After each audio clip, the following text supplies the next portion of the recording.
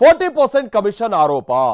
ಹಿಂದಿನ ಬಸವರಾಜ ಬೊಮ್ಮಾಯಿ ಸರ್ಕಾರದ ವಿರುದ್ಧವಾಗಿ ಕಾಂಗ್ರೆಸ್ ನಾಯಕರು ಹೂಡಿದ್ದಂತ ಒಂದು ಬ್ರಹ್ಮಾಸ್ತ್ರ ಇದು.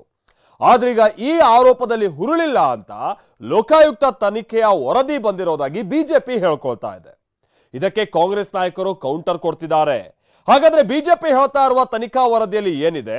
40% ಕಮಿಷನ್ ಆರೋಪದ ಕುರಿತು ಯಾವ ಪ್ರಕರಣದಲ್ಲಿ ಕ್ಲೀನ್ ಚಿಟ್ ಸಿಕ್ಕಿದೆ? ಕಾಂಗ್ರೆಸ್ ನಾಯಕರ ವಾದ ಏನು? ಬನ್ನಿ ರಿಪೋರ್ಟ್ ಅಲ್ಲಿ ನೋಡ್ಕೊಂಡ್ ಬರೋಣ. ಇವತ್ತು 40% ಏನು ಆಪಾದನೆ ಮಾಡಿದ್ರು, ಅದರಿಂದ ನಾವು ಮುಕ್ತ ಆಗಿದ್ದೀರಿ. ಈ ಸುಳ್ಳು ರಾಮಯ್ಯನವರ ಟೂಲ್ ಕಿಟ್ ಇದು. ಈಗಾದ್ರೂ ಸರ್ಕಾರ ಕ್ಷಮೆ ಕೇಳಿ ಅಷ್ಟೇ. ಈಗ ಮರ್ಡರ್ ಆಗಿರ್ತದೆ, ಎಲ್ರಿಗೂ ಖುಲಾಸೆ ಆಗ್ಬಿಡ್ತದೆ. ಮರ್ಡರ್ ಆಗಿರಲ್ವಾ? 40% ಕಮಿಷನ್ ಕದನ, 40% ಕಮಿಷನ್ ಆರೋಪವನ್ನ ಅಸ್ತ್ರ ಮಾಡಿಕೊಂಡು ಬಿಜೆಪಿ ಮೇಲೆ ಬಾಣ ಎಸೆದಿದ್ದ ಕಾಂಗ್ರೆಸ್ ಹಿಂದಿನ ಬೊಮ್ಮಾಯಿ ಸರ್ಕಾರದ ವಿರುದ್ಧ ತೊಡೆ ತಟ್ಟಿತು. ಹೀಗೆ ಸಮರ ಸಾರಿದ್ದ ಕಾಂಗ್ರೆಸ್ ನಾಯಕರಿಗೆ 40% ಕಮಿಷನ್ ಅಸ್ತ್ರ ವರ್ಕೌಟ್ ಆಗಿತ್ತು. ಇದೆಲ್ಲ ಮುಗಿದು ಹೋದ ಕತೆ. ಆದ್ರೀಗ ಇದೇ 40% ಕಮಿಷನ್ ವಿಷಯ ಮತ್ತೆ ಮುನ್ನೆಲೆಗೆ ಬಂದಿದೆ. ಅದಕ್ಕೆ ಕಾರಣವೇ ಇದೊಂದು ಟ್ವೀಟ್, ಅದೊಂದು ವರದಿ.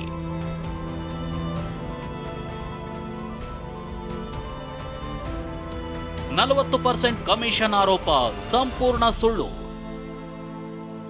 ಲೋಕಾಯುಕ್ತ ತನಿಖೆಯಿಂದ ಸಾಬೀತಾಗಿದೆ ಎಂದ ಬಿಜೆಪಿ. ಎಸ್, 40% ಕಮಿಷನ್ ಆರೋಪದ ತನಿಖಾ ವರದಿ ಲೋಕಾಯುಕ್ತ ಕೈ ಸೇರಿದೆ. ಈ ತನಿಖಾ ವರದಿಯಲ್ಲಿ 40% ಕಮಿಷನ್ ಆರೋಪದ ಬಗ್ಗೆ ಹುರುಳಿಲ್ಲ ಅಂತ ವರದಿ ಬಂದಿರೋದಾಗಿ ಬಿಜೆಪಿ ಹೇಳ್ಕೊಂಡಿದೆ. ಕಮಿಷನ್ ಆರೋಪ ಸಂಪೂರ್ಣ ಸುಳ್ಳು ಅನ್ನೋದು ಸಾಬೀತಾಗಿದೆ ಅಂತ ಟ್ವೀಟ್ ಮಾಡಿದೆ. ಅಷ್ಟಕ್ಕೂ ಏನಿದು ತನಿಖಾ ವರದಿ? ಅದ್ಯಾವ ವರದಿ ಇಟ್ಕೊಂಡು ಬಿಜೆಪಿ ವಾದಿಸಿದೆ ಅಂತ ನೋಡೋದಾದ್ರೆ, ಬಿಬಿಎಂಪಿಯಲ್ಲಿ 40% ಕಮಿಷನ್ ನೀಡುವಂತೆ ಬೇಡಿಕೆ ಇದೆ ಅಂತ ಅಂದಿನ ಗುತ್ತಿಗೆದಾರರ ಸಂಘದ ಉಪಾಧ್ಯಕ್ಷರಾಗಿದ್ದ ಅಂಬಿಕಾಪತಿ ಆರೋಪಿಸಿದ್ರು. ಆದ್ರೆ ಈ ಆರೋಪ ಸುಳ್ಳು ಅಂತ ಲೋಕಾಯುಕ್ತ ತನಿಖಾ ವರದಿಯಲ್ಲಿ ಬಂದಿದೆ ಅಂತ ಬಿಜೆಪಿ ಹೇಳಿದೆ. ಅಂಬಿಕಾಪತಿ ಅಂದು ಗುತ್ತಿಗೆದಾರನಾಗಿರ್ಲಿಲ್ಲ, ಯಾವುದೇ ಗುತ್ತಿಗೆ ಕೆಲಸ ನಡೆದಿಲ್ಲ, ಬಿಬಿಎಂಪಿ ವಲಯದಲ್ಲಿ ಕೆಲಸ ಮಾಡಿದ್ದಕ್ಕೆ ದಾಖಲೆಗಳಿಲ್ಲ, ಗುತ್ತಿಗೆ ಕೆಲಸ ಮಾಡೋದನ್ನೇ ಬಿಟ್ಟು 6 ವರ್ಷಗಳಾಗಿದ್ವು ಅಂತ ಲೋಕಾಯುಕ್ತ ತನಿಖಾ ವರದಿ ನೀಡಿದೆ ಅಂತ ಬಿಜೆಪಿ ಟ್ವೀಟ್ ಮಾಡಿದೆ. ಆರೋಪದಿಂದ ಮುಕ್ತರಾಗಿದ್ದೀವಿ, ಸುಳ್ಳು ರಾಮಯ್ಯರ ಟೋಲ್ ಗೇಟ್. ಸಿಎಂ ಸಿದ್ದರಾಮಯ್ಯ ವಿರುದ್ಧ ಆರ್ ಅಶೋಕ್ ವಾಗ್ದಾಳಿ. 40% ಕಮಿಷನ್ ಆರೋಪದ ತನಿಖಾ ವರದಿ ಕುರಿತು ಬಿಜೆಪಿ ಟ್ವೀಟ್ ಮಾಡ್ತಿದ್ದಂತೆ ಆರ್ ಅಶೋಕ್ ಸರ್ಕಾರದ ವಿರುದ್ಧ ಬೆಂಕಿ ಉಗುಳಿದ್ರು. ನಾವು ಆರೋಪದಿಂದ ಮುಕ್ತರಾಗಿದ್ದೀವಿ ಅಂದ್ರು. ಸಿಎಂ ಸಿದ್ದರಾಮಯ್ಯ ಅವರನ್ನ ಸುಳ್ಳು ರಾಮಯ್ಯ ಅಂತ ಲೇವಡಿ ಮಾಡಿದ್ದಾರೆ. ಇವತ್ತು 40% ಏನು ನಮ್ಮ ಮೇಲೆ ಆಪಾದನೆ ಮಾಡಿದ್ರು, ಆಪಾದನೆನೂ ಕೂಡ ಸುಳ್ಳು, ಅದರಿಂದ ನಾವು ಮುಕ್ತ ಆಗಿದ್ದೀರಿ. ನಮಗೆ ಸಿಹಿ ಸುದ್ದಿ. ಇವತ್ತು ನಮ್ಮೆಲ್ಲಾ ಕಾರ್ಯಕರ್ತರಿಗೆ ನೆಮ್ಮದಿ ತಂದಿದೆ, ಸಂತೋಷ ತಂದಿದೆ. ಈ 40% ಅನ್ನೋದು ಬೋಗಸ್ಸು, ಈ ಸುಳ್ಳು ರಾಮಯ್ಯನವರ ಟೂಲ್ ಕಿಟ್ ಇದು ಅನ್ನೋದು ಸ್ಪಷ್ಟವಾಗಿ ರಾಜ್ಯದ ಜನತೆಗೆ ಗೊತ್ತಾಗಿದೆ. ಇವತ್ತು ಕಾಂಗ್ರೆಸ್ ಸರ್ಕಾರ ನಮ್ಮ ಮೇಲೆ 40% ಅಂತ ಹೇಳ್ತಾ ಇದ್ರು. ಇದು 60% ಸರ್ಕಾರ, ನಮ್ದು ಹೋಗಿ 40%, ಇದು 60% ಸರ್ಕಾರ. ಇನ್ನು ಈ ಕುರಿತು ಪ್ರತಿಕ್ರಿಯಿಸಿದ ಬಿಜೆಪಿ ನಾಯಕರು ಕಾಂಗ್ರೆಸ್ ನಾಯಕರು ಕ್ಷಮೆ ಯಾಚಿಸಬೇಕು ಅಂತ ಒತ್ತಾಯಿಸಿದ್ದಾರೆ. ಆವಾಗಲೂ ನಾವು ಹೇಳಿದ್ವಿ ಇದು 40% ಆರೋಪ ಸುಳ್ಳು ಅನ್ನೋದನ್ನ. ಈಗ ಲೋಕಾಯುಕ್ತರು, ಅದು ನ್ಯಾಯಮೂರ್ತಿ ಲೋಕಾಯುಕ್ತರ ನೇತೃತ್ವದಲ್ಲಿ ಆಗಿದೆ ಅಂತ ನನ್ನ ಭಾವನೆ. ಸೊ ಅದಕ್ಕೆ ಈಗಾದ್ರೂ ಸರ್ಕಾರ ಕ್ಷಮೆ ಕೇಳಿ ಅಷ್ಟೇ. ಈಗ ಲೋಕಾಯುಕ್ತ ತನಿಖೆ ನಡೆಸಿ ಪ್ರಾಥಮಿಕ ವರದಿಯನ್ನು ಸಲ್ಲಿಸಿದೆ. ಆ ವರದಿಯಲ್ಲಿ ಆರೋಪಕ್ಕೆ ಯಾವುದೇ ಸಾಕ್ಷಿ ಇಲ್ಲ. ಕಳೆದ 5 ವರ್ಷಗಳಿಂದ ಅಂಬಿಕಾಪತಿ ಎಲ್ಲೂ ಕಾಂಟ್ರಾಕ್ಟ್ ಮಾಡಿಲ್ಲ, ಕೆಂಪಣ್ಣವರು ಕಾಂಟ್ರಾಕ್ಟ್ ಮಾಡಿಲ್ಲ. ಇನ್ನಾದ್ರೂ ಮಾತನಾಡಬೇಕಾದ್ರೆ ಎಚ್ಚರಿಕೆಯಿಂದ ಮಾತಾಡಲಿ ಅಂತ ವಿನಂತಿ ಮಾಡ್ತೇನೆ. ಕೆಂಪಣ್ಣ ಆರೋಪ ಆಧರಿಸಿ ಆರೋಪ ಮಾಡಿದ್ದೆವು, ಸಿಎಂ ತಿರುಗೇಟು. ಗುತ್ತಿಗೆದಾರರ ಸಂಘದ ಉಪಾಧ್ಯಕ್ಷರಾಗಿದ್ದ ಅಂಬಿಕಾಪತಿ ಮಾಡಿದ್ರು ಎನ್ನಲಾದ 40% ಕಮಿಷನ್ ಆರೋಪದಲ್ಲಿ ಹುರುಳಿಲ್ಲ ಅಂತ ಬಿಜೆಪಿ ಹೇಳ್ತಿದೆ. ಲೋಕಾಯುಕ್ತ ತನಿಖಾ ವರದಿಯಿಂದ ಈ ವಿಚಾರ ಗೊತ್ತಾಗಿದೆ ಅಂತ ಕಾಂಗ್ರೆಸ್ ಮೇಲೆ ಮುಗಿ ಬೀಳ್ತಿದೆ. ಆದ್ರೆ ಇದಕ್ಕೆ ಕೌಂಟರ್ ಕೊಟ್ಟಿರೋ ಸಿಎಂ ಗುತ್ತಿಗೆದಾರರ ಸಂಘದ ಅಧ್ಯಕ್ಷರಾಗಿದ್ದ ಕೆಂಪಣ್ಣ ಹೇಳಿದ್ದನ್ನ ಆಧರಿಸಿ ಆರೋಪ ಮಾಡಿದ್ವಿ ಅಂದಿದ್ದಾರೆ. ಹಾಗೆ ಕೊಲೆ ಕೇಸ್ ಉದಾಹರಣೆ ಕೊಟ್ಟು ತಿವಿದಿದ್ದಾರೆ.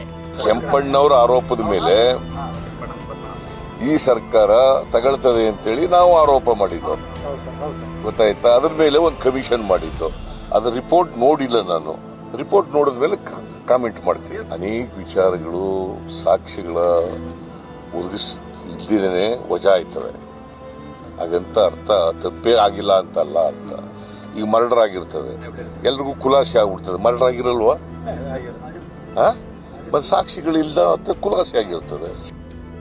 ಇನ್ನು 40% ಕಮಿಷನ್ ಬಗ್ಗೆ ಕೆಂಪಣ್ಣ ಅವರೇ ಮೋದಿಗೆ ಪತ್ರ ಬರೆದಿದ್ರು.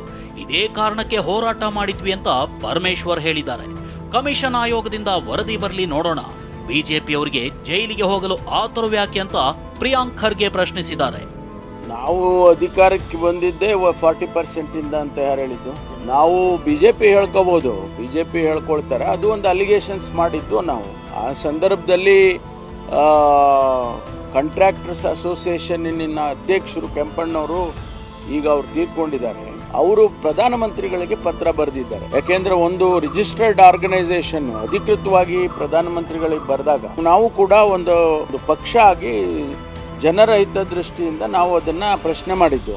ಅದಕ್ಕೆ ಲೋಕಾಯುಕ್ತ ಅವ್ರದ್ದು ಯಾವ ಪ್ರಕರಣ ಇದೆ ಅದು ಅವ್ರ ಪ್ರಕಾರ ಇರ್ಬೋದು. ಕಮಿಷನ್ ವರದಿ ಬರಲಿ, ಯಾಕಂದರೆ ಗುತ್ತಿಗೆದಾರರ ಸಂಘದ ಇರ್ಬೋದು, ಬೇರೆ ಬೇರೆ ಇಲಾಖೆನಲ್ಲಿರ್ಬೋದು, ಅವೆಲ್ಲನೂ ಕೂಡ ತನಿಖೆ ಆಗ್ತಾ ಇದೆ. ಯಾಕಷ್ಟು ಇದು ಅವಸರ ಇದೆ ಬಿ ಜೆ ಪಿಯವರಿಗೆ ಜೈಲಿಗೆ ಹೋಗೋಕ್ಕೆ? ಕಾನೂನಾತ್ಮಕವಾಗಿ ಮಾಡೋಣಂತೆ ಎಲ್ಲನೂ. ಲೋಕಾಯುಕ್ತ ವರದಿ ಉಲ್ಲೇಖಿಸುವ ಮೂಲಕ 40% ಕಮಿಷನ್ ಆರೋಪ ಸುಳ್ಳು ಅಂತ ಬಿಜೆಪಿ ಹೇಳ್ತಿದೆ. ಕೆಂಪಣ್ಣ ಅವರೇ ಮೋದಿಗೆ ಪತ್ರ ಬರೆದಿದ್ರು ಅಂತ ಕಾಂಗ್ರೆಸ್ ಕೌಂಟರ್ ಅಟ್ಯಾಕ್ ಮಾಡ್ತಿದೆ.